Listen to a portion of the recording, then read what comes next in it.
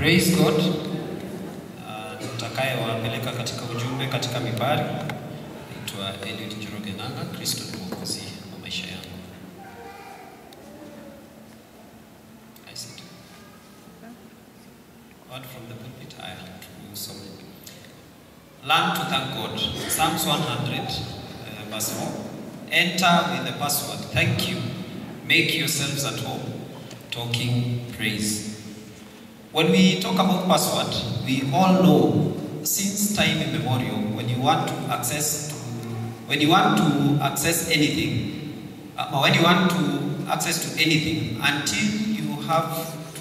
until you give access to it, you just give it a password. It can be your finger digits, alphabets, face, or anything else. The access of any other person happens through your permission. When you are told enter with password thank you, that is entering into a relationship with God. We need this password thank you. Sometimes it may seem like a simple word, but we have been told to thank Him in all circumstances. It doesn't matter how tough the situation is.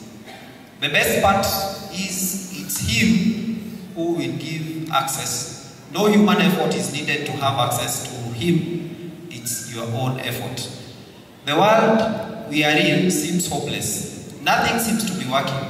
Everything is like a cold case. Most have lost hope. But the password is thanksgiving. Not complaining, not throwing words to each other, not to be negative.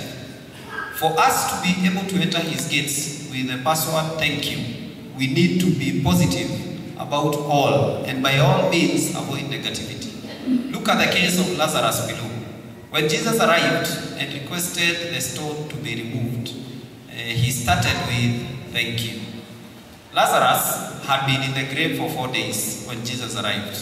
That means the situation was worse. He was smelling and you couldn't withstand the smell because it was bad. It was a forgotten case like it would be to most of us. 4 days after death, the body has already decomposed. Even the internal organs and the least we can expect is coming back to life again.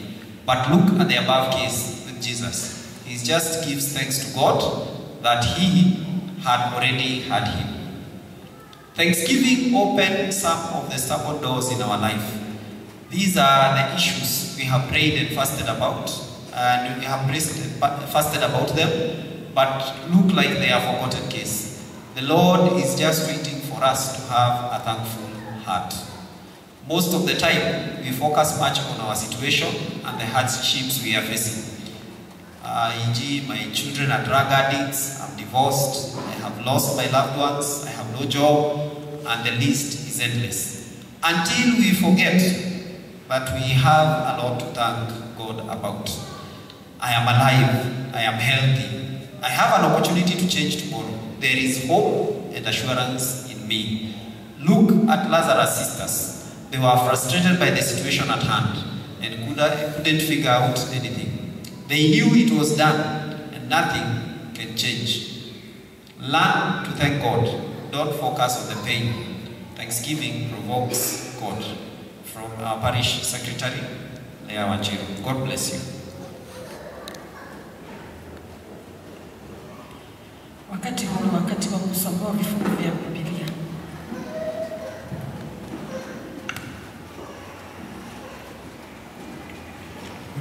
Unaweza siku kanisa. Jina ni Peter. Na mshana mama nimeokoka Sulemana. Tutapata somo letu kutoka kitabu cha Zaburi 136, Psalms chapter 136 from verse 1 to 13. Kama mmepata nitasoma. Mshukuruni Bwana kwa kuwa ni mwema, kwa maana fadhili zake ni za milele. Mshukuruni Mungu wa miungu, kwa maana fadhili zake ni za milele. Mshukuruni Bwana wa mabwana, kwa maana fadhili zake ni za milele. Yeye peke yake afanya maajabu makuu, kwa maana fadhili zake ni za milele. Yeye aliyefanya mbingu kwa fahamu zake, kwa maana fadhili zake ni za milele. Yeye aliyeitendasa nchi juu ya maji, kwa maana fadhili zake ni za milele. Yeye aliyefanya mianga mikubwa, kwa maana fadhili zake ni za milele. Jua litawale mchana, kwa maana fadhili zake ni za milele.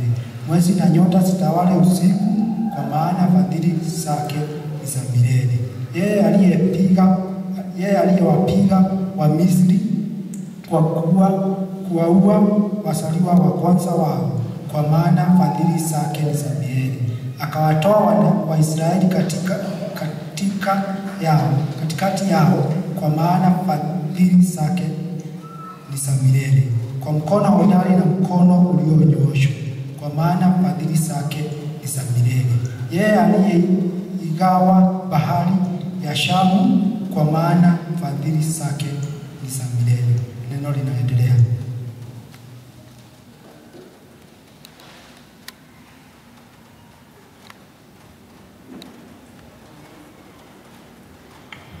Na Yesu asifiwe. Tutaendelea katika hicho kitabu kuanzia 14 hadi 26. Naisoma, jina ni Jennifer Mbogwa na nimeokoka. Zaburi 136 14 to 26. Tutasoma. Akawavusha Israeli katikati yake, kwa maana fadhili zake ni za milele. Akamwangusha Farao na jeshi lake katika bahari ya Shamu, kwa maana fadhili zake ni za milele. Yeye aliyewaongoza watu wake jangwani, kwa maana fadhili zake ni za milele.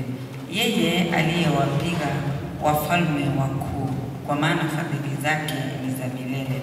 Akawaua wafalme mashuhuri, kwa maana fadhili zake ni za milele. Sihoni mfalme wa Amori, kwa maana fadhili zake ni za milele. Na Ogu mfalme wa Bashani, kwa maana fadhili zake ni za milele. Akaitoa nchi yao iwe urithi, kwa maana fadhili zake ni za milele. Urithi wa Israeli mtumishi wake, kwa maana fadhili zake ni za milele. Aliyetukumbuka katika unyonge wetu, kwa maana fadhili zake ni za milele. Akatutoa na watesi wetu, kwa maana fadhili zake ni za milele. Kila chenye mwili akipa chakula chake, kwa maana fadhili zake ni za milele. Mshukuruni Mungu wa mbingu, kwa maana fadhili zake ni za milele. Hilo ndilo neno la Bwana.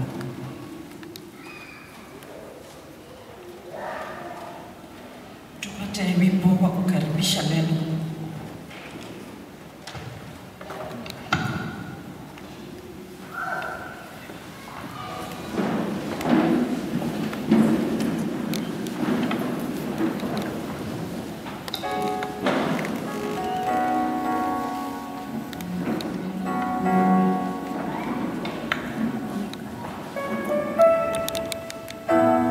Yes.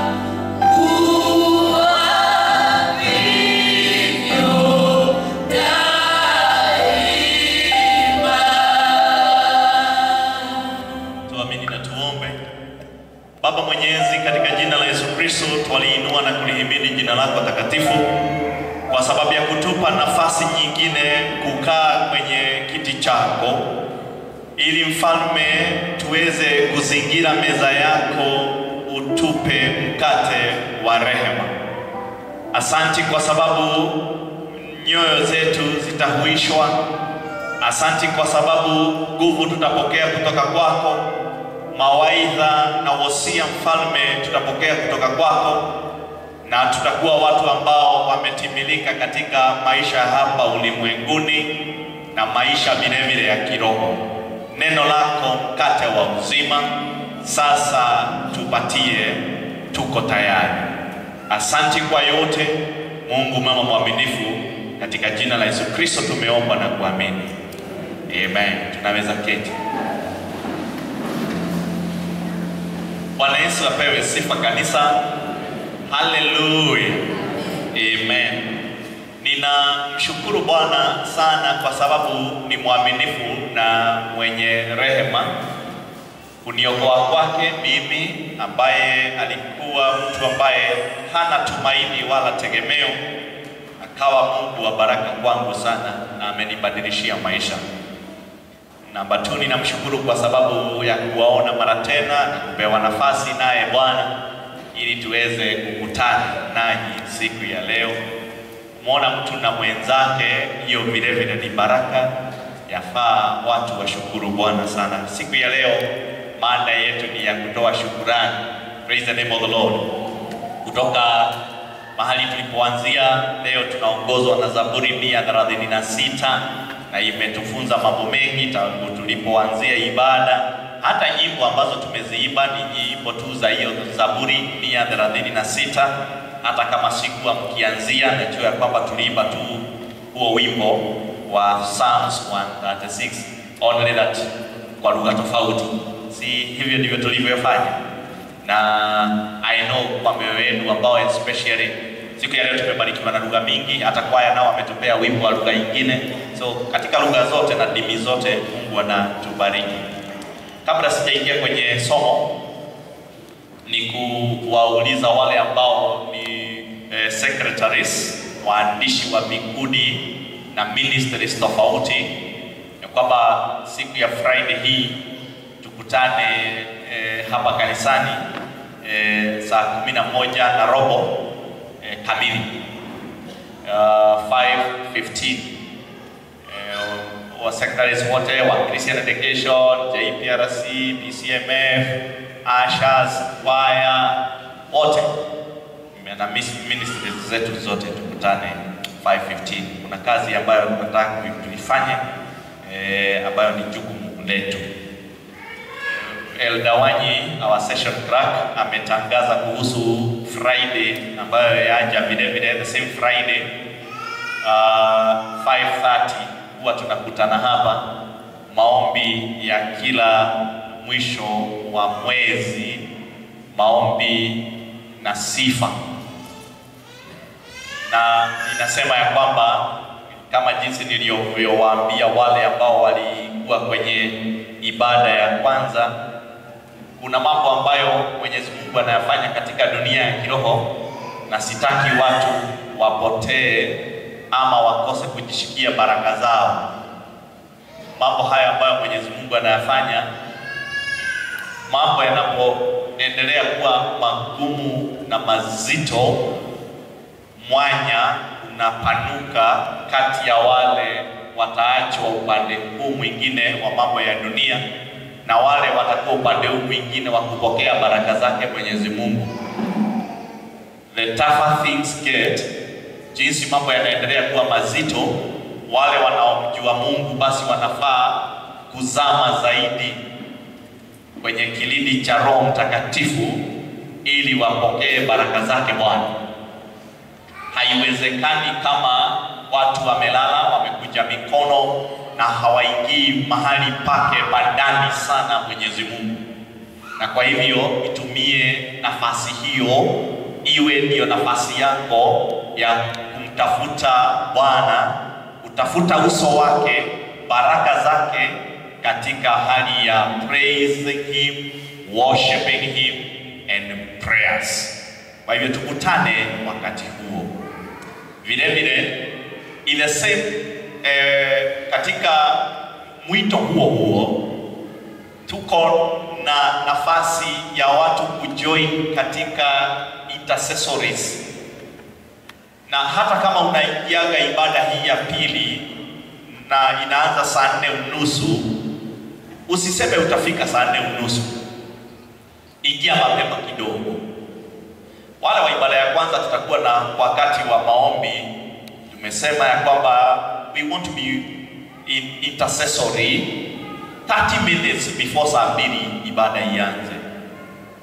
Lakini hawa wa ibada ya pili kuna prayer room iko hapa chini next kwa room ya youth pastor. Ingia pale, sisi tukimalizia hapa, wewe kuwa pale angalau 30 minutes before. Pata nafasi na Mwenyezi Mungu, kwa sababu between January na around mwezi wa 7 na mwezi wa 8 there is a great shift katika dunia ya kiroho, na watu wanafaa waanze kuamua wako pande gani. I don't know exactly what is happening, but there is a great shift.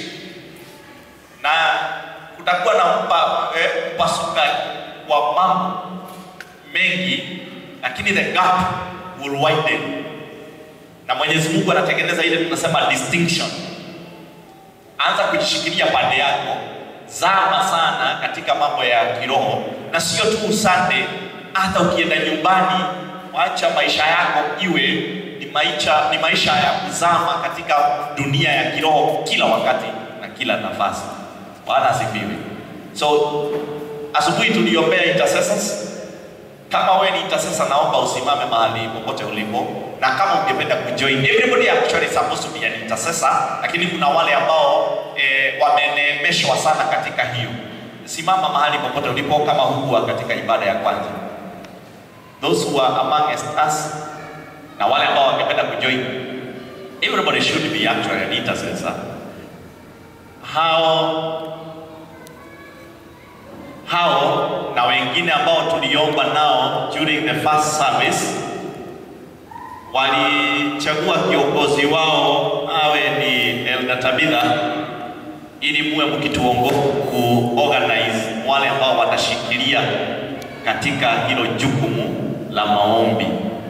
Hata kama watu watakutana hapa chini, mmoja wenu awe ako on duty ya conclude maombi hayo. When the rest of us will join you, adwagio the kwamba join hao leo inywe ya tatu nane ya kimauma rushine, unapanga ratiba kupitia kwa elder nani atafanya conclusion ya maombi. Lazima, let me tell you, thank you, take your seats. Kuna upako ambao Mwenyezi Mungu anaenda kuachilia, na kiuachilia haupitii mahali pengine, utapitia kwenu nyinyi ambao mwasimama kwenye mwanya. The weight will be lighter. Right now the weight is heavy. It will be lighter. Mungu awasaidie kujua nini Roho anavyosema ili tuendelee kushikilia. Bwana inuliwe. Amen. Now, did we carry our Bibles? Ziko wapi? Tulisema tu ni akina mama hapa, nilipea ruhusa sababu macho iko na kashida kidogo. Hawa wengine Biblia ni vizuri kubeba. All scripture is inspired by God. It is profitable for teaching, for reproof, for correction, for training in righteousness, so that the people of God may be fully equipped for every good work. And we all say amen. Amen. Nimesema mada yetu siku ya leo inahusu kutoa shukrani, maisha ya shukrani. Ninapozungumzia kuhusu maisha ya shukrani, nataka uyaone hivi. Umesikia mtu ama umeona watu ambao tunasema aliamua kuishi maisha ya aina hii ya ulevi ya nini, meaning kila siku kila saa ukimkuta pengine ni mlevi every day. Kuna watu wamechagua maisha kama haya. Nataka uyaone maisha ambayo mtu anaishi kila siku kila saa lakini sasa uyaone yeye ni mwingi wa shukrani. Kila saa, kila dakika yeye ni mwingi wa shukrani, hivi kwamba lifestyle yake ni lifestyle ya kushukuru. Wakati unaanza kuishi maisha kama haya, huwa unaingia kwenye ile ambayo tunaita ibada. It becomes a moment of worship.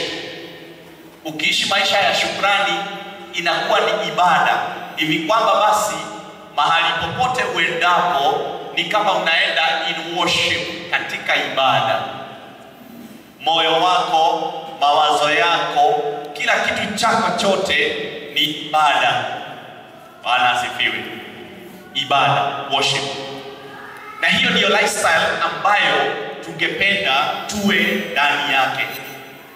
Ndani yake kwamba ibada inatembea nasi, environment na climate yenye umejizingira nayo ni ya shukrani. Praise the name of Jesus. Kwa hivyo nataka kuamini ya kwamba Mwenyezi Mungu ambaye ni mwaminifu sana atatusaidia kuelewa hivi kwamba tutamjua akiwa Mungu mwaminifu, atufunze mambo machache. Zaburi ambayo tumesomewa, nitumie gani? Hii ama hii? Hii.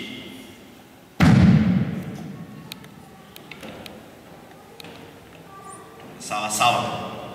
Maisha ambayo tunayoishi, hii mnanisikia? Ama ndio baya zaidi? Ndio baya zaidi.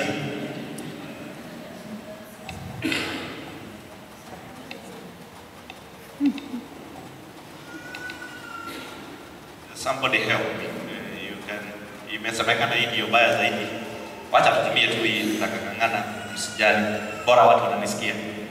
Now, Zaburi ambayo tumesomewa imegawa vipengele viwili. Kipengele cha kwanza ni mstari wa kwanza hadi wa 9. Mstari wa kwanza hadi wa 9. Huu mstari unatuelekeza, hii mistari inatuelekeza ya kwamba tunampea Mungu shukrani kwa sababu yeye ndiye nani. Who he is. Unamjua kama nani.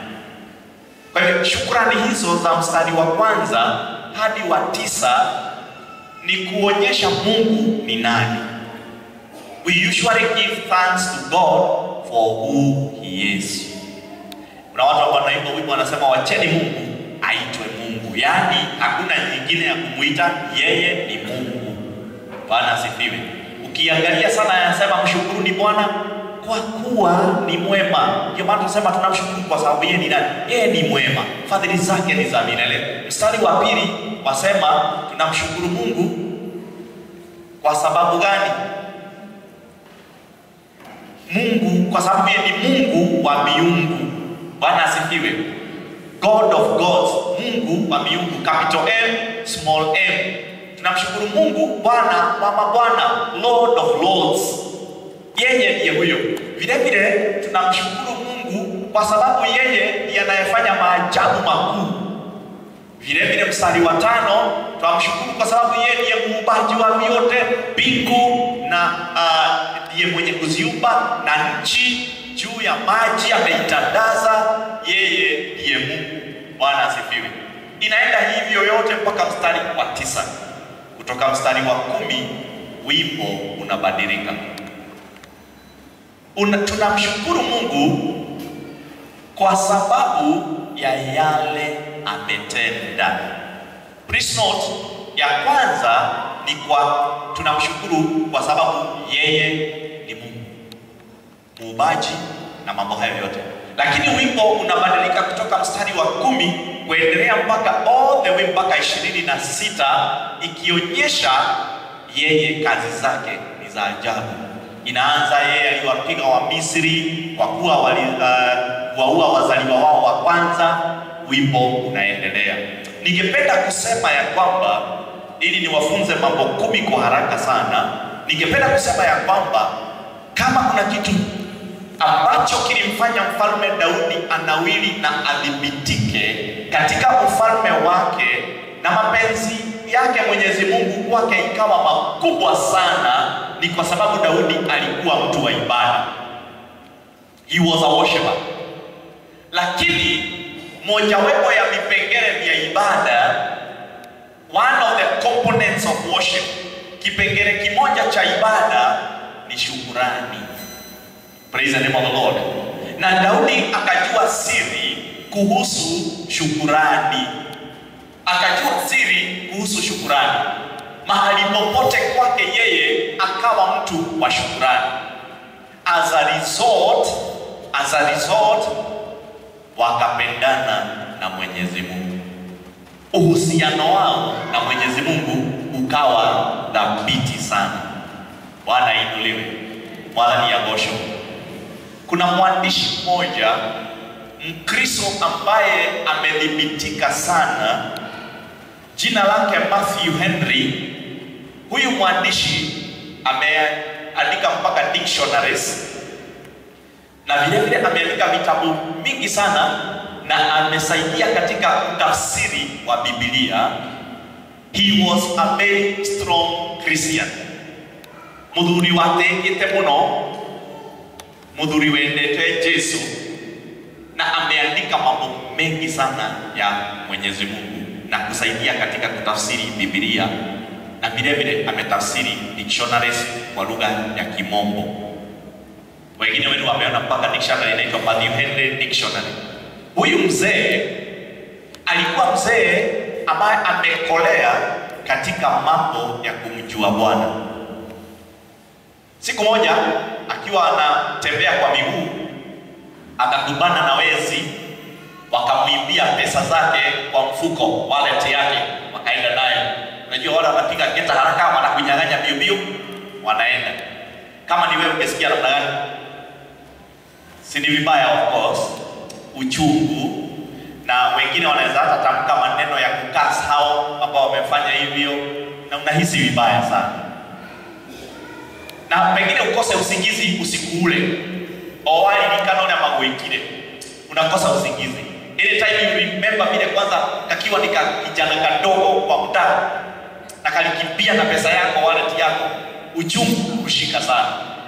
Huyu mzee imenakiliwa ya kwamba wakati aliponyang'anywa hiyo wallet na wakakimbia nayo, immediately alipiga magoti, akainua mikono juu. Bwana sifiwe. Akafanya ombi ambalo a powerful prayer. Ombi lenyewe mniruhusu niliseme kwa Kimombo ni mistari minne tu. Ombi lenyewe liko na nguvu sana. Nitajaribu kutafsiri. Alisema wakati aliinua mikono, alisema hivi: I thank thee, O Lord, first because it is the first time I have ever been wronged. Ninakushukuru sana kwa sababu hii ni mara yangu ya kwanza kuibiwa. Are you with me? What kind of a prayer is that? Koroni ndo wageni manegene. Lakini wewe unashukuru Bwana ni mara yake ya nini? Ya kwanza. Meaning what? In the opposite direction.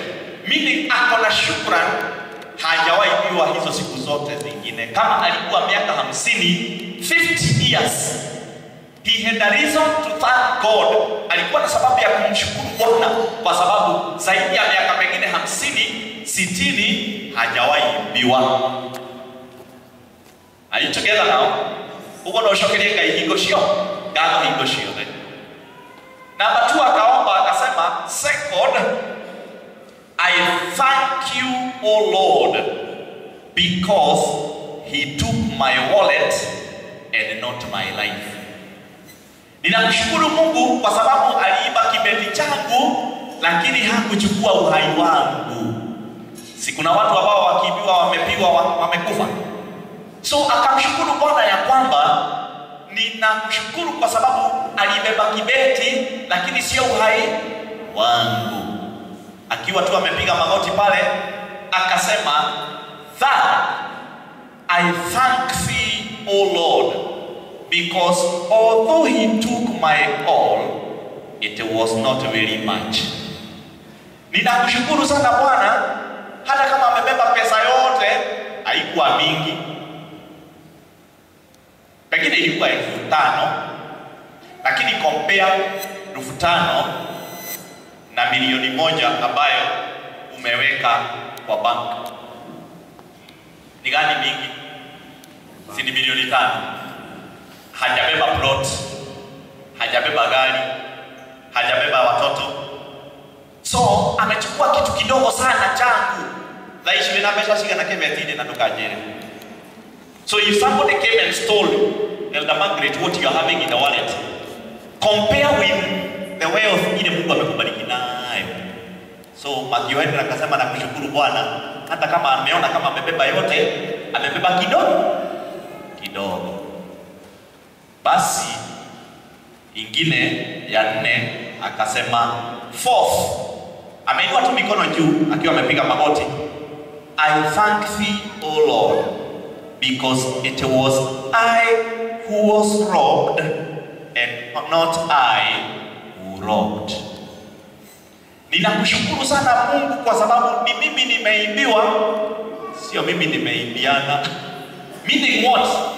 Ya kwamba already maisha yangu umenibadilishia angalau mimi ni Mkristo, mimi ni mtu ambaye anajua kufanya mema na mazuri, sio mimi niko upande ule mwingine wa kuibiwa au kuiba.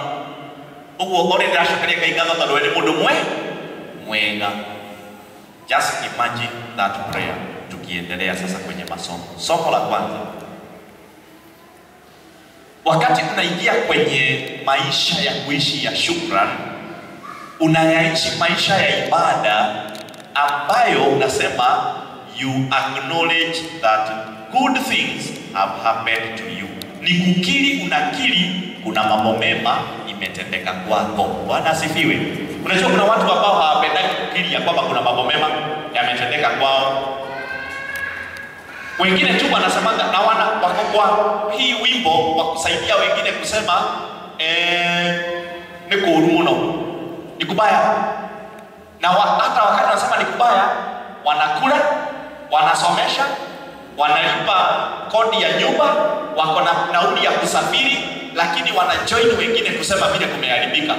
Ukiishi maisha ya ibada ya shukrani, unasema kweli kuna mambo mema yametendeka.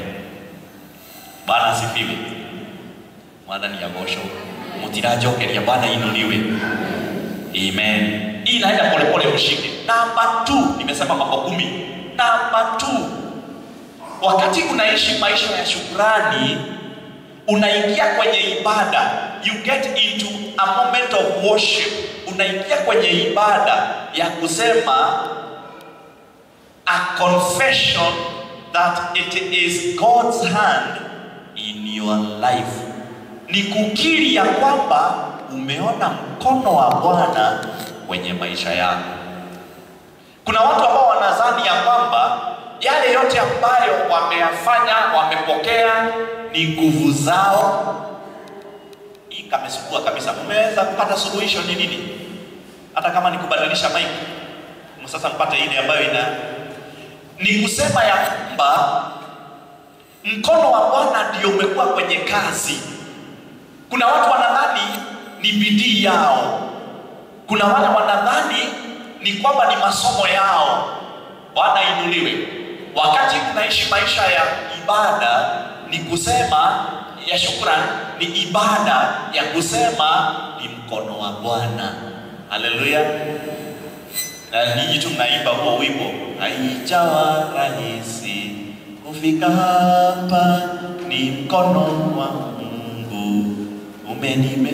Ni mkono wa Mungu. Ndio umesoma, uko na degree ya kwanza, ya pili, ya 3, lakini bado ni mkono wa Bwana. Ni mkono wa Bwana.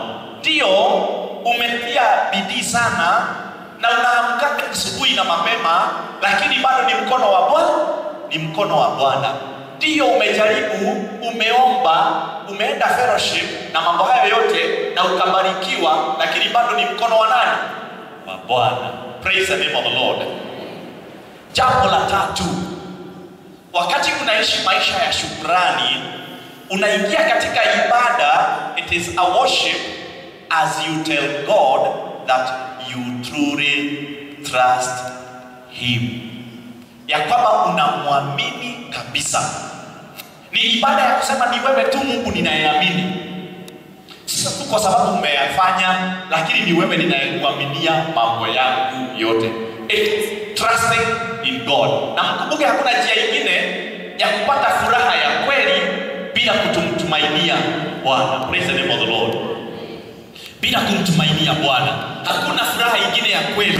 Hiyo ndiyo furaha ya kweli kabisa. Na huwa mnaimba wimbo trust and obey, for there is no other way to be happy in Jesus but to do what? But to trust. Ni huyo tu. Yaani namwambia ni wewe tu ninakutumainia, ni wewe tu tegemeo langu. Ni ibada ya kumwambia Mungu tegemeo lako liko ndani yake. Number what now? Number 4. Wakati unaishi maisha ya shukrani, unaingia kwenye ibada ya kusema, niseme kwa kimombo ili uweze kurekod alafu nitafsiri, acknowledging that your life is not a random of events and happenings, but a carefully organized orchestra by the Almighty God. I repeat, acknowledging that your life is not a random of events and happenings, but a carefully organized orchestra by the Almighty God. Yani ni ibada ya kusema maisha yako sio bahati hapa na pale ya mambo inagongana. Ati leo unapokea, kesho unaweza kosa. Sio maisha ya bahati na siku na mambo kama hiyo.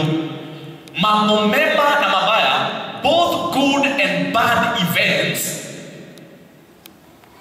sio random, sio kwa bahati. Na ndio maana kwa Wakristo sisi hatufai kuwa na neno kama bahati, luck. Luck ya L-U-C-K inafaa kuwa ni baraka. Hii maneno kusema I was lucky and I got 5 million. It is not luck, it is blessing. Kwa sababu maisha yetu sisi kama Wakristo, ukiishi maisha kama hayo, sio mambo ambayo inagongana leo kesho, ati unaona ati nikapata bahati mbaya, leo nikapata bahati mzuri. Mwadhani ya gosho. Sio mambo ya maisha ya bahati na kubahatisha ati leo pengine nipate nikose. Ni Mwenyezi Mungu amepanga mpangilio wake na akajua ya kwamba wakati huu utakuwa ukifurahi, kesho yake unawezalia kidogo ili akufunze mambo mawili matatu. Siku hiyo ingine atakuinua, siku ingine atakushusha kidogo. Hiyo mwezi ingine kuna mmoja wa jamii ataaga, hiyo siku ingine kuna mwingine atakuwa kwenye hospitali, lakini mwaka ujao kuna mwingine wa jamii ataolewa. Bwana asifiwe. Carefully organized by God, ili kila mahali umpe ibada ya shukurani. Bwana asifiwe. So sio random ya mambo inagongana, ili awe Mungu wa milima na Mungu wa mabonde. Praise the name of the Lord. He becomes the God of the mountains and God of the valleys. Hallelujah. Na ndio maana neno la mwongozo nilituambia hivyo, ya kwamba mapenzi yake Mwenyezi Mungu, you can put neno la mwongozo, mapenzi yake Mwenyezi Mungu ni tumshukuru nyakati zote. Wakati mambo ni mema, bado ni yeye anayapanga. Wakati yako mabaya na mazito, yeye bado ni yeye mwenye kuyapanga. Praise the name of the Lord. Ilikuwa sema hiyo, shukuruni kwa kila jambo. Nimeona taheletwa jambo nzuri. Unajua Biblia ikiandika, sababu Mungu anajua, shukuruni Mungu kwa kila jambo nzuri. Hapana, shukuruni kwa kila jambo, maana hayo ni mapenzi ya Mungu kwenu katika Kristo Yesu. Imagine ni mapenzi yake Mungu, ya kwamba umshukuru hata wakati wa majonzi, umshukuru wakati haujalipa fees, umshukuru ukiwa kwenye kitanda, ukiwa mgonjwa, unamshukuru kwa kila nyakati, kwa sababu umeingia kwenye ibada ya kusema mambo yote ni Mungu ameyapanga. Bwana inuliwe. Number what now? Number 5. Number 5. Wakati unaishi lifestyle ya shukrani, a lifestyle of gratitude. Wakati unaishi lifestyle hii ya shukrani, unaingia kwenye ibada ya kusema a worship, say an opportunity to align your mindset from one of lack and disappointment and frustration to one of abundance, joy and hope. Nirudia alafu nitafsiri. It is an opportunity to align your mindset from one of lack, kukosa, disappointments, frustrations, to one of abundance, joy and hope. Yani unaingia kwenye ibada ya kubadilisha mtazamo wako wa kimawazo kutoka kukosa, udhaifu na mateso. Unabadilisha mtazamo, unakuwa ni mtazamo wa kupata, kupokea na furaha na amani. Praise the name of the Lord. Bwana inuliwe. Kuna watu ambao hapa kile ambacho kinaongelelewa sana hapa ni mtazamo, attitude and mindset. Kuna watu kila wakati wanaonanga hawana, mimi siwezi. Wakati unaingia kwenye lifestyle ya shukrani, kila wakati unaona you have something to give so that you may glorify God. Mawaidha, maombi, uwepo. Bwana inuliwe. You start seeing, actually unaanza kuona glass ya maji not half empty but half full. Bwana asifiwe. Wewe huoni kukosa. Najua watu wa mindset ya half empty wanaonanga half empty ni kutoka juu ikiteremuka. Neguthira ile kate. Neguthira marathira. Ukiona neguthira marathira nete wekaga. Unashika. Lakini watu wa hii mindset nyingine ya half full wanaonaga ni kujaa, inajaa. You made my boy made na makia bataga, kwa hivyo ni kujaa, and they have got no fear. Hawana hofu, wanajua one day glass itajaa. Bwana asifiwe. Hiyo ndio mindset ambayo huwa unapata, huo ndio mtazamo huo unapata ukianza kuishi maisha ya shukrani. Every day, every hour, every minute, wacha iwe maisha yako ni lifestyle ya shukrani. Itakuwa ni ibada ambayo Mwenyezi Mungu amekubariki nayo na mtazamo unabadilika. Praise the name of Jesus. Unaanza kuona shifting na unaona ya kwamba sasa hata sio vile ambavyo ulikuwa unataka na maisha yako, ni vile Mungu anataka na maisha yako. Yani you are shifting your thoughts, for those who are writing, from what you want for yourself to what God wants for you and with you.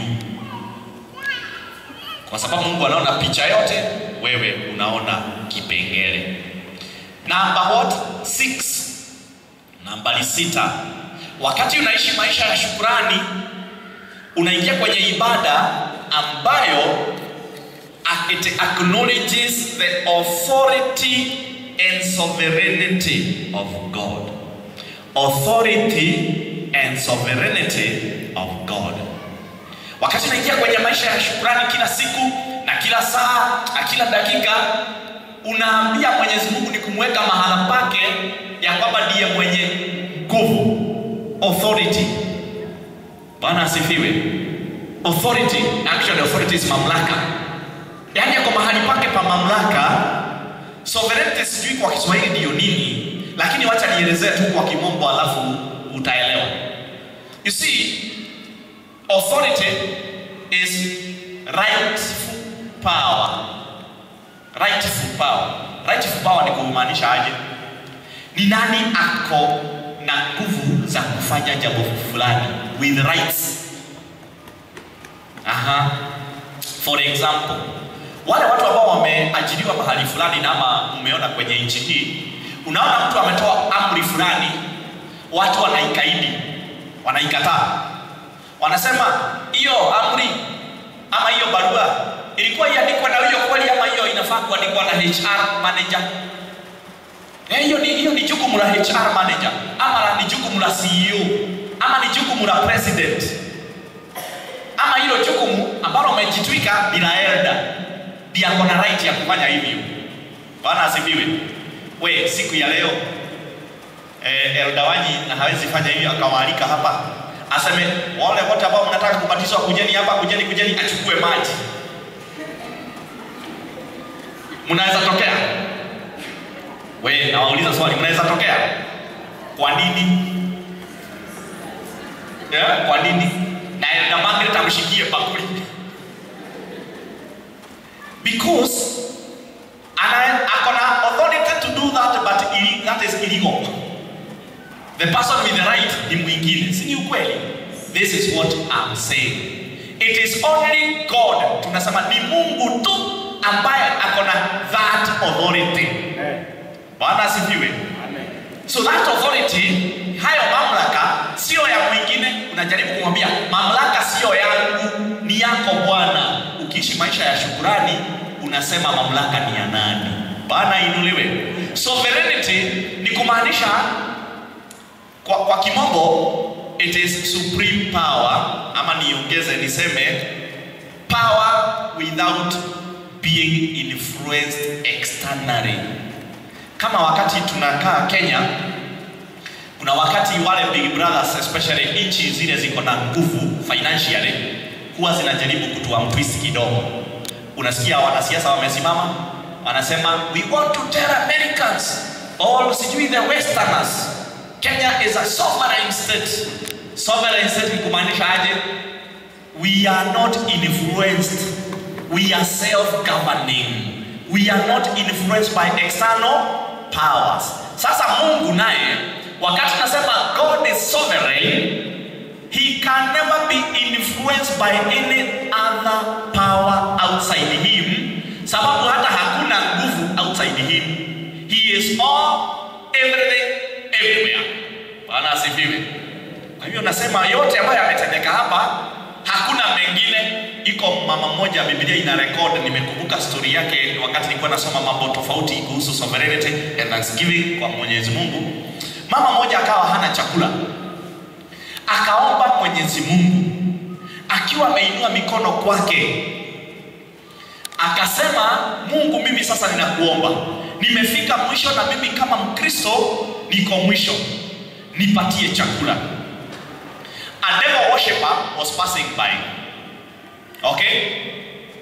Are we together? Mutirani kiria rugano rwa kwa Ngai. Twi namba 6, tuko namba 6. A devil worshipper was passing by. Akasikia ombi, akasema, I will test this woman. Ameomba Mungu, okay, tamuonyesha hata shetani ni nani. Akaenda akafanya shopping, akapatia servant wake apelekee huyo mama. Servant akabeba shopping kubwa, akakuja akagonga mlango kwa huyo mama. Mama akafungua, akasema, nimekuletea hii mali. Mama akapokea, akasema, thank you God. Servant akamuuliza, you do not even want to know imetoka wapi? Mama wa imani akasema, I do not care, because when my God wants to do something, he can even send the devil himself. Bwana asifiwe. Because mamlaka yote, yani sovereignty, comes from God. So even the devil can only bow and say, yes God. Mama alijua yeye aliomba Mungu, God can even send the devil himself. He doesn't care. Bwana asifiwe. Unajua wakati mwingine tukiwa watu wa imani tunakuwa na kakiburi kengine, because we know our daddy. Hallelujah. So we don't care. Hallelujah. Now, number 7. Wakati unaishi maisha ya ibada ya shukrani, unaingia kwenye hiyo ibada, it is a life of gratitude It is a worship that acknowledges God's wisdom in your decisions. Acknowledging, nasema hivyo kwa sababu ya wale wananakili. You are acknowledging God's wisdom in your decisions.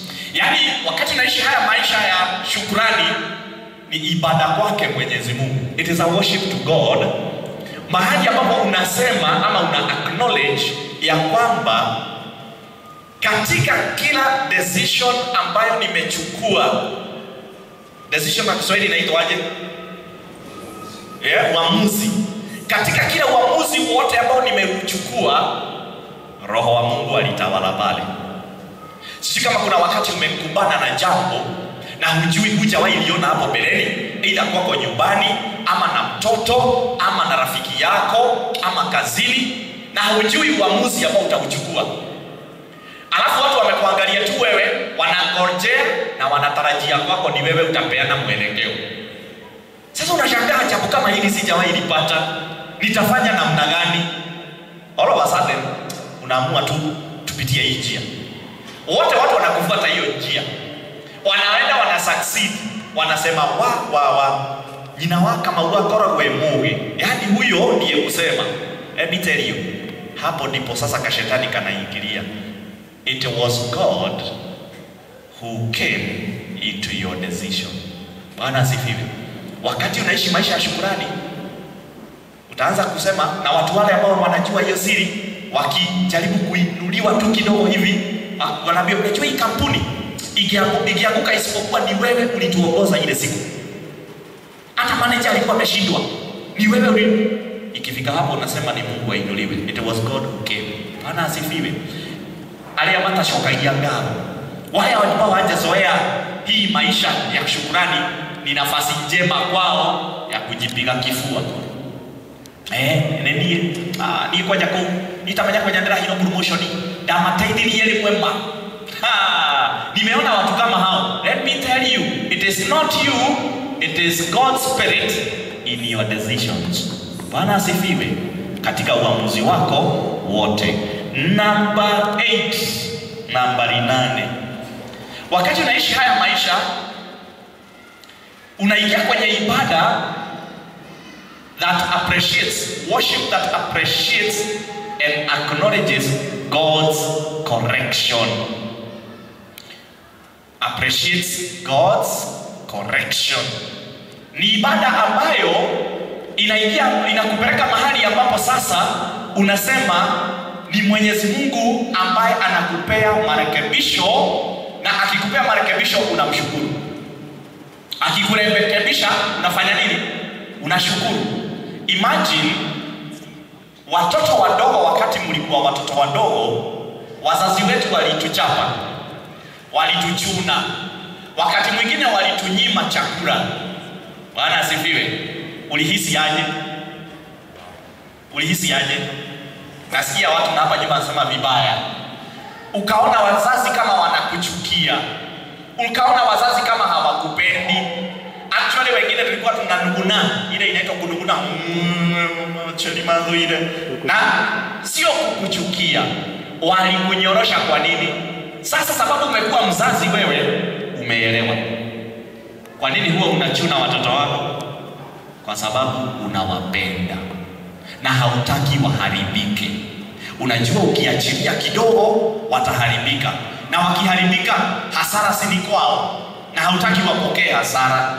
Vivyo hivyo tu Mwenyezi Mungu huwa anatuchuna kidogo, kabiashara kanachomeka, hiyo ni Mwenyezi Mungu anachuna kidogo ili aturekebishe. Sema kurekebishwa. Wakati ulikuwa mdogo, ungechapwa na mama yako useme asante. Niangalie niambie. Yaani daddy achukue kiboko, acharaze wewe 3, mwambie thank you daddy. Not at all. Elimu nene hete. Si unajua hiyo viboko wengine wenu ndio imewafanya mwe kwenye hili kanisa. Wengine wenu kama sio hiyo viboko mngekuwa kwenye mitaro sahi. Wengine mngekuwa mmekufa. Lakini Mwenyezi Mungu kwa sababu ya kutupenda anafanyanga vivyo hivyo tu.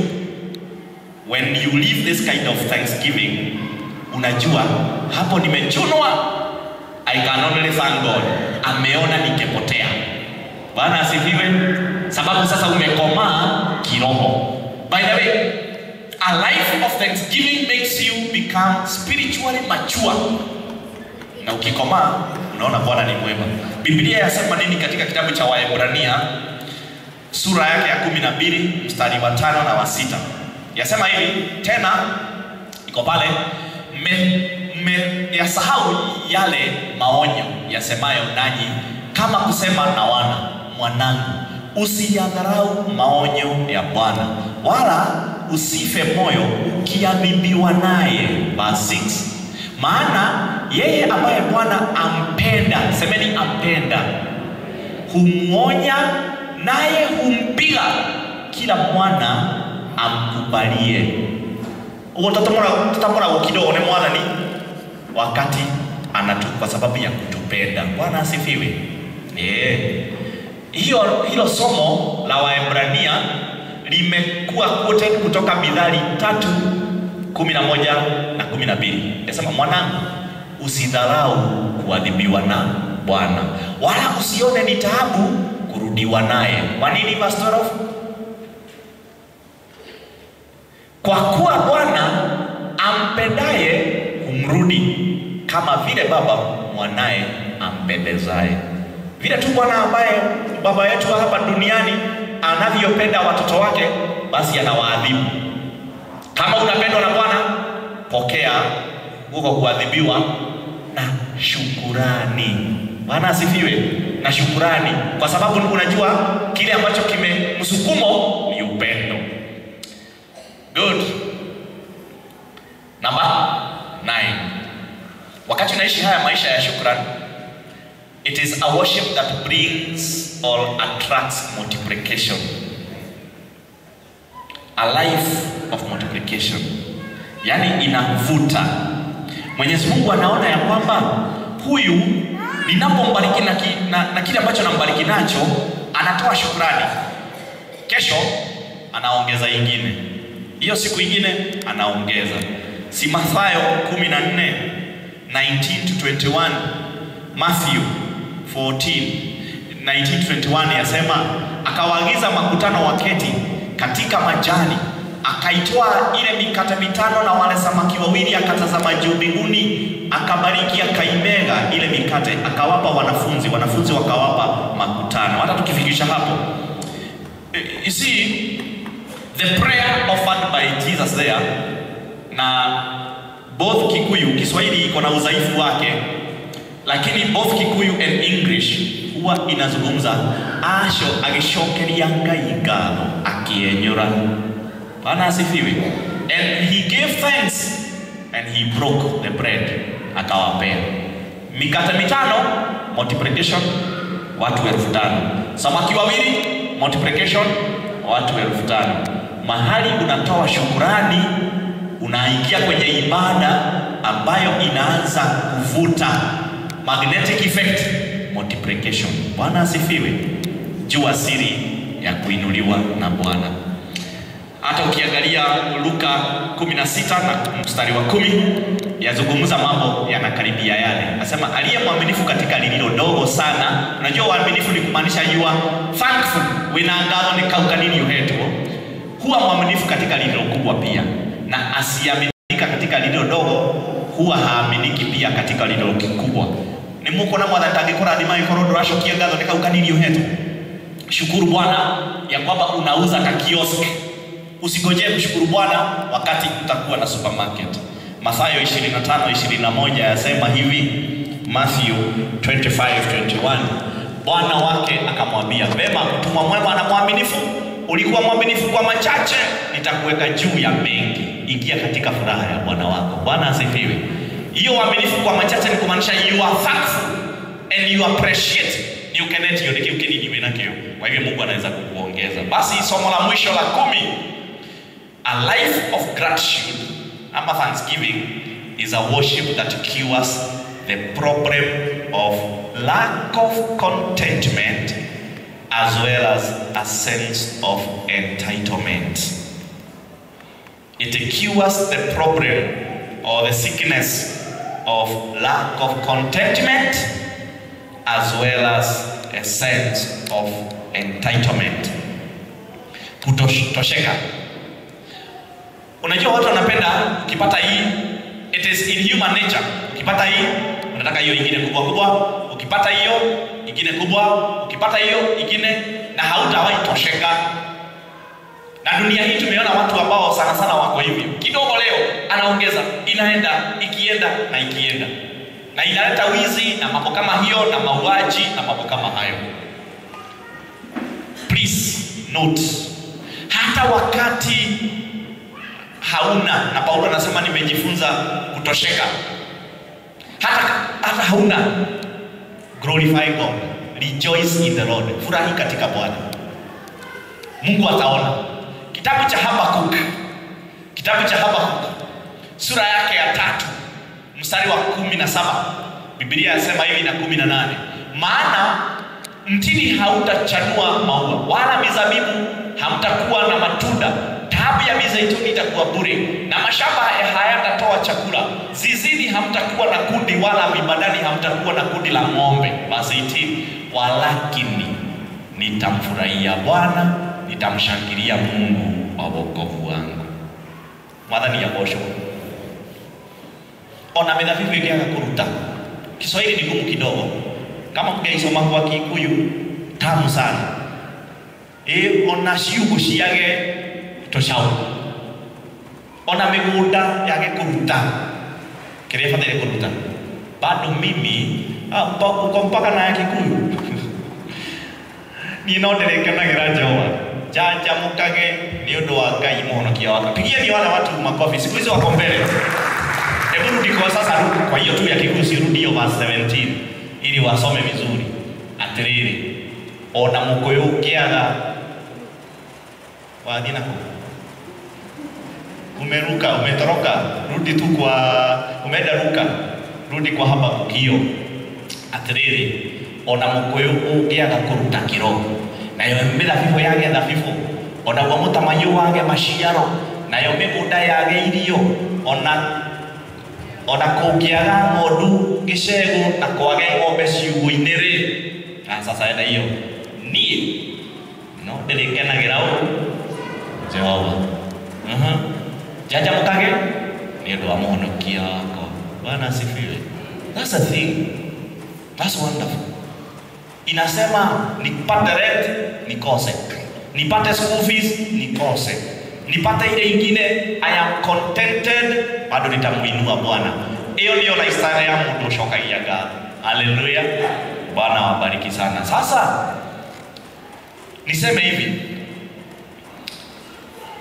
sense of entitlement ni kufikiria kwamba uko na right ya kupata. Na hii sitazungumzia sana sababu niliwafunza siku nyingine. Tukifunzwa na yale maandiko ambayo yalikuwa kwenye wakati Yesu aliponya wakoma 10. Mmoja akarudi. Yesu aliuliza namna gani, sababu niliwafunza last time. Hakukuwa na mwingine wakuja atoe shukrani, si niliwaponya wote 10. Kenda wako wapi? Ni mmoja tu huyu ambaye ni wa mtu wa nchi ya kigeni, foreigner, Msamaria. Ni huyo tu. Bwana inuliwe. Kwa nini? Wale 9 walikuwa Waisraeli na Yesu Mwisraeli wao. Kwa hivyo kwao, it's our blessings, entitled, it's our right. Hawakuona haja, lakini yule Msamaria akajua mimi ni mzabibu wa mwitu. Mimi si wa hiyo nyumba. Acha niende nikamwambia asante. Wale watu ambao wanafikiria ni right yao hawatoi shukrani. Lakini wale wanaona ya kwamba MC kuwa na stahili ni neema tu, huwa wamejawa na shukrani. Bwana asifiwe. Note NB, andika hapo NB note. Mwalimu alikuwa anatuambia hivyo, andika hivyo NB note. Ilikuwa note before. The same vigor, number 1, the same vigor we have when asking or praying should be the same when we are giving thanks. Ile nguvu tu ulitumia katika maombi. Nimeona watu ambao wanaomba Mwenyezi Mungu, ile same story, hawa wakoma 10 walipaza sauti, oh Jesus son of David have mercy, sababu walikuwa mbali kidogo, hawangeingia mahali Yesu alikuwa sababu ya ukoma. Wakafungua sauti zao, wakapaza, wakasema Mungu tuonee huruma. Lakini kushukuru hakuja. Tuko wengi hivyo. Siku ya maombezi tuko mahali pale, tunafunga, tunaomba, hata unafunga siku 2, 3, 4, 7, 21. Ikifika Mungu amekubariki, siku ya shukurani mtu anakuja na ombi sentence moja. Let me tell you, actually inafaa kuwa kubwa zaidi. Note number 2 na ndio ya mwisho. Thanksgiving is not complete without sacrifices. Hii ibada ya shukurani haijatimilika, haijakamilika kama haina dhabihu. Na Biblia imetufunza kuhusu dhabihu za shukurani. Sitazizungumzia leo, hapana. Lakini wewe ujue tu hivyo. Najua kutakuja mwingine siku nyingine ambaye pengine anaweza kuguza hivyo, lakini mimi sitaguza. Lakini tuguze tu maandiko machache. Jonah, kuendelea Jonah chapter 2 verse 9. Biblia inasema, lakini mimi nitakutolea sadaka kwa sauti ya shukurani. Please note, sadaka yake ya kwanza ni ya nini? Ya sauti. Sauti ya shukurani. Nitaziondoa nadhiri zangu, wokovu kutoka kwa Bwana. Yaani kuziondoa nadhiri, the vows ambazo alifanya, anasema nitalipa. Actually ni kulipa. Ukiangalia kimombo inazungumzia I will pay my vows. Zaburi 50 mstari wa 14. Biblia inasema, mtolee Mungu dhabihu za kushukuru, mtimizie aliye juu nadhiri yako. Bwana asifiwe. Kwa hivyo kuna dhabihu za shukurani. 107 Psalms 107 verse 22 imenakiliwa pale, yasema, na wamtolee dhabihu za kushukuru na kuyasimulia matendo yake kwa nyimbo. Kwa hivyo kuna nafasi ya uimbaji wa shukurani na kuna nafasi ya dhabihu za shukurani. Psalms 116:17 ya mwisho sasa. Psalms 117:16 Biblia inasema, nitakutolea dhabihu ya kushukuru na kulitangaza jina la Bwana. Kulitangaza ni kwa mdomo, lakini kuna dhabihu ya shukurani. May the Lord bless you. Awatende mema, awabariki. Simameni. Mnaposimama, Mungu awasaidie kila mmoja wenu.